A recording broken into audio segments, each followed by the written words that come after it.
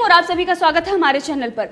दोस्तों, दीपिका पादुकोण से 5 घंटे पूछताछ चली। इस पूछताछ के बीच वो 3 बार फूट कर एनसीबी के अधिकारियों के सामने रोने लगी। इससे पहले आपने देखा था कि दीपिका पादुकोण को बचाने के लिए किस तरीके से रणवीर सिंह एड़ी चोटी का जोर लगा रहे थे।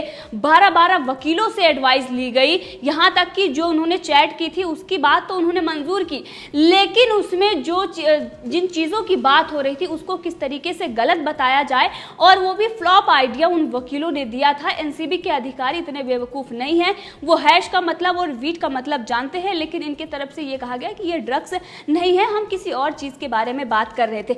लेकिन यहाँ पर हम बात करेंगे दीपिका पादुकोण का वो इमोशनल कार्ड जो उन्होंने अधिकारियों के सामने खेला। पहले रिया चक्रवर्ती ने यही काम किया था और आज रिया चक्रवर्ती जेल के अंदर है। रिया चक्रवर्ती ने भी पहले ड्रग्स लेने से इनकार किया था, उसके बाद जब एनसीबी पूछताछ कर रही थी तो वो रोने लगी थी। अपने भाई के सामने जब उनको बिठाकर और पूछताछ हो रही थी तब वो वहां पर रो रही थी। वही दीपिका पादुकोण के साथ भी हुआ जब उनकी मैनेजर जो करिश्मा प्रकाश है उनके सामने जब दोनों को बिठाकर क्रॉस क्वेश्चन हो रहे थे, उस पर दीपिका पादुकोण रो रही थी। इससे पहले भी अकेले में भी उनसे पूछताछ हुई थी और इन दौरान 5 घंटे की जो पूछताछ थी इस दौरान वो 3 बार रोई, यानी कि वो दिखाने की कोशिश कर रही थी कि वो बेगुनाह है और इन सब चीजों से उनका लेना देना नहीं है। लेकिन एक बहुत बड़ी खबर आपको बता दें कि एक जश्नदीद गवाह ने ये बताया है कि दीपिका पादुकोण ने अपने बॉडी को डिटॉक्स करवाया है। अब ये जो खबरें आ रही हैं और जिस तरीके से रणवीर सिंह ने ये इजाजत मांगी थी कि दीपिका पादुकोण के साथ उनको आने की इजाजत दिया जाए क्योंकि उनको पैनिक अटैक पड़ते हैं, वो बहुत जल्दी घबरा जाती हैं इन सब चीजों से।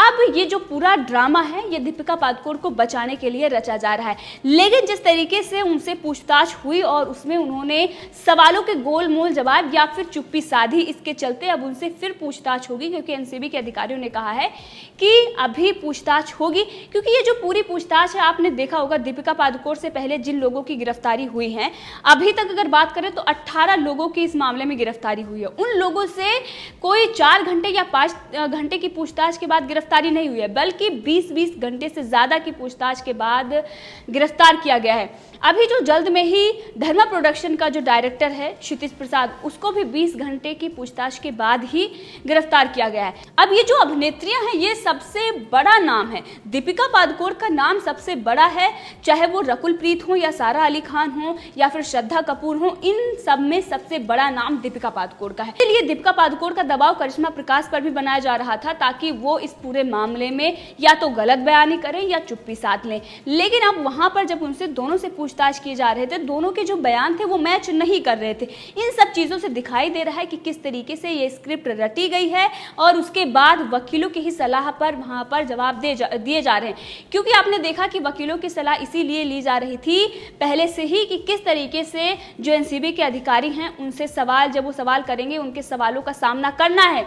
अगर इन्होंने कुछ गलत नहीं किया होता तो इनको वकीलों की सलाह लेने की ज़रूरत नहीं पड़ती, और वहाँ पर जाके जो इन्होंने अगर कुछ इलीगल नहीं किया है, जो भी कुछ इनके साथ हुआ है या इन्होंने किया है, वो साफ साफ ये बताती। जो ड्रग्स चैट है इनकी नहीं है या फिर उसमें क्या है, वो सारी चीज़ें बताती। लेकिन इन्होंने पूरे मामले को गोल गोल घुमाया, चुप्पी साधे रही और उस पर कोई भी स्पष्टीकरण नहीं दिया। अब इन सब चीज़ों के चलते इन लोगों के फ़ोन भी जब्त कर लिए गए हैं। सारा अली खान हो या फिर श्रद्धा कपूर हो या दीपिका पादुकोण हो या फिर करिश्मा प्रसाद हो या रकुल प्रीत हो, इन लोगों के फोन भी जब्त कर लिए गए हैं क्योंकि इनके फोन से बहुत बड़े खुलासे हो सकते हैं। और दीपिका पादुकोण जिस ग्रुप जो व्हाट्सएप ग्रुप था उसकी जो एडमिन थी उससे भी बहुत बड़े खुलासे होंगे, क्योंकि एक ऐसी एजेंसी है जो टैलेंट मैनेजमेंट एजेंसी है, उसमें बहुत सारे लोग उस एजेंसी के जो एजेंट थे वो इसमें शामिल थे। अब इससे ये पता लगाया जाएगा कि इसका बिग बॉस कौन है। दीपिका पादुकोण से जब पूछताछ हो रही थी तो दीपिका पादुकोण तो चीज़ों को छुपाने की कोशिश कर रही थी, करिश्मा प्रकाश ने भी वही काम किया। लेकिन कोई भी अगर गलती करता है तो वो पहले अगर कबूल कर लेता है तो वो दिखाई देता है कि वो बहुत ही सच्चा इंसान है। लेकिन अगर हम बॉलीवुड की बात करें तो चाहे रिया चक्रवर्ती हो या उससे पहले जितने भी लोग हैं वो जल्दी अपना जो जुल्म है वो कबूलते नहीं। यहाँ तक कि जब उन्होंने कोई गुनाह किया है तो उसको ड्राइवर पर या किसी और पर डाल दिया जाता है। ये वही बॉलीवुड का है और बॉलीवुड का जो असली चेहरा है वो अब सबके सामने आ रहा है। इस चेहरे को जब इन्होंने अब तक छुपा कर रखा था और इनको लग रहा था कि ये चेहरा कभी भी बेनकाब नहीं होगा। जब बेनकाब हो रहा है तो इनके जो समर्थक हैं, पीआर एजेंसी हैं, लगातार ये जुटी हुई हैं। आप सोशल मीडिया पर देख लीजिए जिस तरीके से जनता का आक्रोश फूट रहा है, जो जनता आक्रोशित है, वहीं पर इनकी जो पीआर एजेंसियां हैं वो किस तरीके से इनका महिमा मंडल कर रही हैं। दीपिका पादुकोण की फिल्म कौन सी थी, दीपिका पादुकोण किसकी बेटी हैं, उनके पिता ने क्या काम किए हैं, इस सब को लेकर एक जो पीआर टीम की तरफ से प्रोपेगेंडा है वो चलाया जा रहा है दीपिका पादुकोण को बचाने के लिए। दीपिका पादुकोण कितनी ब्यूटीफुल हैं, लगातार ऐसी पोस्टें आ रही। इससे पहले रिया चक्रवर्ती के बचाव में भी ये किया गया था कि वो किसकी बेटी हैं, उनके जो पिता हैं वो आर्मी ऑफिसर रह चुके हैं। बहुत सारी ऐसी चीजें दिखाई गई कि वो बंगाल की हैं, वो ब्राह्मण हैं। इस पर कांग्रेस ने भी राजनीति की। अब दीपिका पादुकोण को लेकर भी यही किया जा रहा है कि वो ब्राह्मण हैं, उन पर जेएनयू गई थी इसलिए दबाव बनाया जा रहा है। इन सब चीजों के चलते बाकी और लोगों की बात करें, सारा अली खान, रकुल प्रीत या फिर श्रद्धा कपूर, इन लोगों को भी इसी तरीके से बचाया जा रहा है। रकुल प्रीत और सारा अली खान की भी बात की जा रही है, लेकिन सबसे ज्यादा दीपिका पादुकोण और सारा अली खान के पक्ष में इनकी जो पीआर टीम है और इनकी जो एजेंसियां हैं वो लगातार लगी हुई है, क्योंकि सबसे ज्यादा पैसा जो देगा उसी की पीआर एजेंसी इस तरीके से उनके पक्ष में माहौल बनाने की कोशिश करेगी। लेकिन अब ये माहौल कितना भी बना ले, रिया चक्रवर्ती ने भी बहुत माहौल बनाया था, लेकिन जो सच है वो सच ही रहेगा। लेकिन अब जिस तरीके से शुद्धिकरण बॉलीवुड का हो रहा है, ये लोग बच नहीं सकते हैं। इसी के साथ आपको बता दें कि जो व्हाट्सएप चैट आई थी जिसमें दीपिका और उनकी मैनेजर करिश्मा आपस में बातचीत कर रही थी, उसको लेकर एनसीबी जांच कर रही है और वो लोग जो उस ग्रुप में थे वो एनसीबी के रडार पर हैं। यानी कि अब अगली कार्रवाई उन लोगों पर होगी और अभी इन लोगों से पूछताछ होगी। कुछ लोगों का ये कहना है कि एनसीबी ने ये कहा है कि अब पूछताछ दीपिका पादुकोण उन लोगों से नहीं होगी, लेकिन हम आपको बता दें कि ऐसी खबरें नहीं हैं। दीपिका पादुकोण और इन लोगों से पूछताछ हो सकती है, ऐसा एनसीबी ने बोला है कि अभी वो गए हैं लेकिन इस बारे में पूछताछ होगी। आज के लिए उन्होंने कहा है कि कल नहीं बल्कि जब जरूरत पड़ेगी तब पूछताछ होगी। लेकिन अगर कोई एजेंसी अपना काम कर रही है, वो क्या कदम उठाती है उससे पहले वो खुलासा नहीं कर सकती है, और वो नहीं करती है क्योंकि अगर उसे कोई बड़ा स्टेप उठाना है तो वो जल्द ही उठाएगी। इससे पहले समन को लेकर भी बहुत तरीके की चीज़ें कही जा रही थी और इनकी जो पीआर एजेंसी है वो कह रही थी कि ये फेक न्यूज़ है, ऐसा कुछ भी नहीं है। और एनसीबी ने कोई लिस्ट नहीं तैयार की है। कुछ ऐसे चैनल हैं जो उनके लिए लगातार काम कर रहे थे, उनकी पीआर एजेंसी से जिन्होंने समझौता किया था वो लगातार इनके पक्ष में माहौल बना रहे थे। लेकिन आपने देखा लिस्ट भी तैयार हुई और उनको समन भी भेजा गया, पूछताछ भी हुई और अभी भी पूछताछ होगी। ये शुरुआत है, अभी इन लोगों से पूछताछ की शुरुआत है, क्योंकि अभी इनका जो फोन जब्त हुआ है उसमें क्या है, कैसे है, पहले उसकी जांच पड़ताल होगी और उसके बाद ही दीपिका पादुकोण के पास 2 फोन थे। अब एनसीबी ये कह रही है कि अब उनका जो फोन जब्त हुआ है इसके साथ ये पूछताछ के दौरान भी दीपिका पादुकोण से पूछा गया है कि आप कौन कौन से फोन का इस्तेमाल कर रही थी, क्या ये जो फोन हमने लिया है ये वही फोन है जिसकी जो चैट सामने आई है ये इसी फ़ोन से की गई है। अब इस सब मामले में दीपिका पादुकोण ने उनको जो बताया उसको लेकर एनसीबी आगे जांच कर रही है। अभी वो पुख्ता सबूत, क्योंकि अभी इन लोगों के खिलाफ पुख्ता सबूत था तभी समन भेजा गया और पूछताछ हुई, लेकिन ऐसा ठोस सबूत जिससे ये अगर कोर्ट तक जाएं तो इनको जमानत ना मिले, जिस तरीके से रिया चक्रवर्ती के मामले में हुआ। आपने देखा रिया चक्रवर्ती ड्रग्स नहीं लेती थी, तमाम तरीके की चीज़ें कही गई, लेकिन आज वो हालात हैं कि वो कोर्ट बार बार जा रही हैं जमानत याचिका के लिए, लेकिन कोर्ट भी इस बात को समझ रहा है कि जो गुनाह इन्होंने किया है वो कितना बड़ा है, उसको देखते हुए इनको जमानत नहीं मिल रही है। अब इन लोगों के मामले में भी यही होगा और लगातार इस मामले में जांच चल रही है।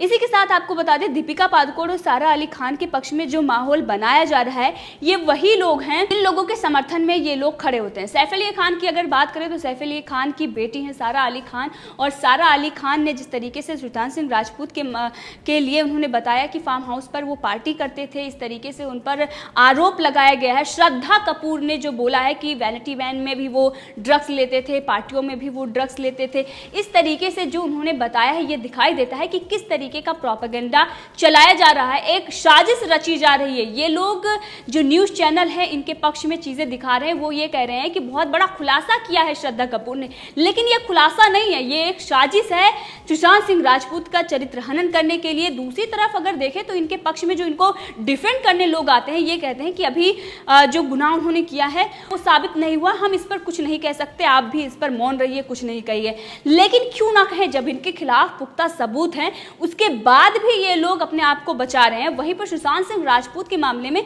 जब कोई सबूत नहीं मिले तो इस तरीके की जो साजिश रची जा रही है ये बेहद ही शर्मनाक है। सुशांत सिंह राजपूत को लेकर इन लोगों ने जिस तरीके की पहले ही चीजें बताई और जिस तरीके से चीजों को फैलाया था, वो दिखाई दे रहा था कि कितनी नफरत इनके दिलों में भरी हुई थी।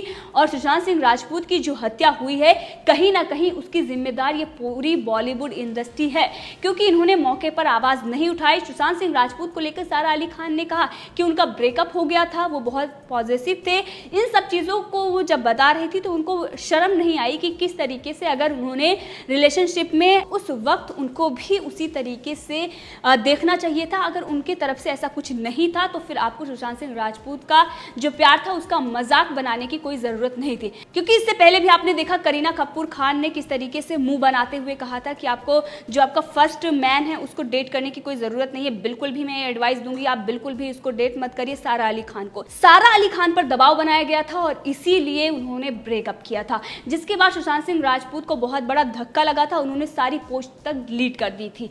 अब इसको लेकर किस तरीके से वो झूठ बोल रही हैं और ये कह रही हैं कि वो ड्रग्स लेते थे। श्रद्धा कपूर को ये शर्म नहीं आ रही है कि जब वो CBD ऑयल मंगा रही थी उस पर वो चुप्पी साधे हुए हैं, लेकिन पूरा जो इल्ज़ाम है वो लगाया जा रहा है सुशांत सिंह राजपूत पर, जबकि ये सब साफ दिखाई दे रहा है कि कई ऐसे वीडियो हैं जिसमें सुशांत सिंह राजपूत ये कहते हैं कि मैं ड्रिंक नहीं करता। कई सारी फोटोज़ हैं जिसमें वो फ्रूटी और कोल्ड ड्रिंक पीते हुए नजर आ रहे हैं। ये दिखाई दे रहा है कि उनको किस तरीके से बदनाम किया जा रहा है। वहीं पर रिया चक्रवर्ती उनको ड्रग्स दे रही थी और उनकी मानसिक स्थिति को बिगाड़ने में रिया चक्रवर्ती ही जिम्मेदार थी। और किसके इशारे पर यह सारा काम किया जा रहा था, आखिर उनको ब्लॉक क्यों किया जा रहा था, इस सब का खुलासा भी अब होगा।